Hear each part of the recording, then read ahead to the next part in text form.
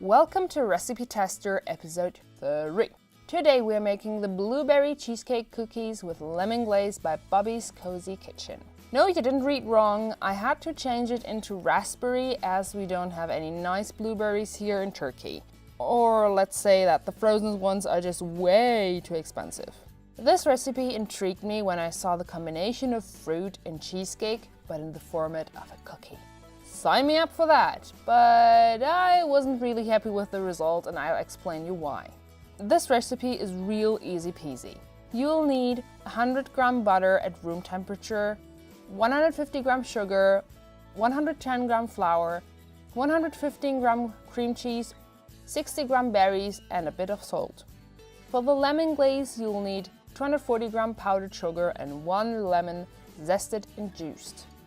First you add the cream cheese, butter, sugar and a pinch of salt, which she forgot to mention in the recipe even though she listed it in the ingredients. And mix that until it's fully combined. Then add the flour and mix it again until it is smooth. At the very end you toss in the, for me, raspberries or for you, blueberries. She wrote here a cook's note saying, if using frozen berries, toss them with a couple tablespoons of flour if you don't want the color to bleed. I want those raspberries to bleed like hell. I love the pinkish color with its tiny pieces. Cover the bowl up and toss it into the fridge until the dough is hard to touch. For me it took a bit longer than the recommended 30 minutes, but hey, the weather is warmer here, so that's normal. Now the problem starts. She says to use a cookie scoop to place the cookie batter on the baking sheet.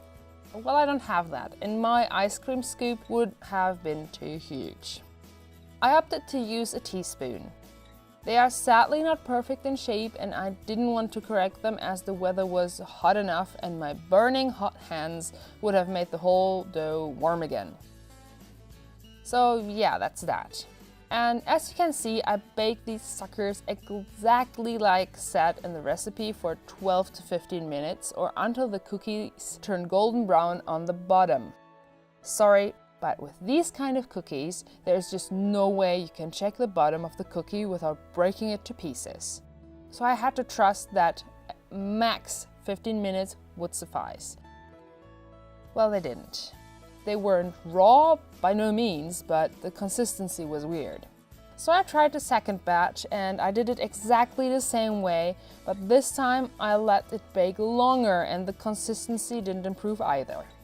They got half as thick as Bobby has in her picture. So my guess is that the if you want the berries to bleed part didn't actually happen in her pictures, and there's just not enough flour to keep these thicker. It's not the first time I made cookies like this and I was disappointed that they didn't look that good. But let's move on. While the cookies were in the oven, I made the glaze. She suggested to use the full amount of powdered sugar to have a thicker glaze, but I knew that that would be too much for just 24 cookies. I loved the zest in the glaze though. After this, I will always do it that way. Thanks, Bobby.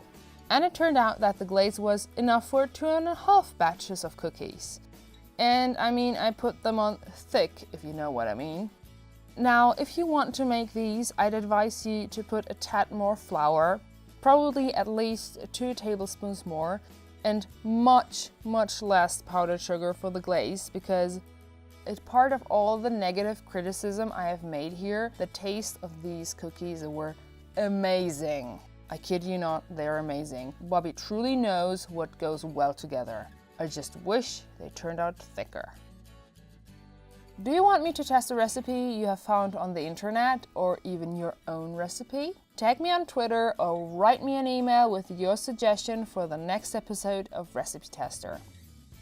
As usual, the link to the recipe is in the description below. If you want to watch the other episodes of Recipe Tester, click here. And if you want to change it up a bit, you can watch other videos here. And if you enjoyed this video, we'd appreciate a like or even subscribing. Thank you for watching.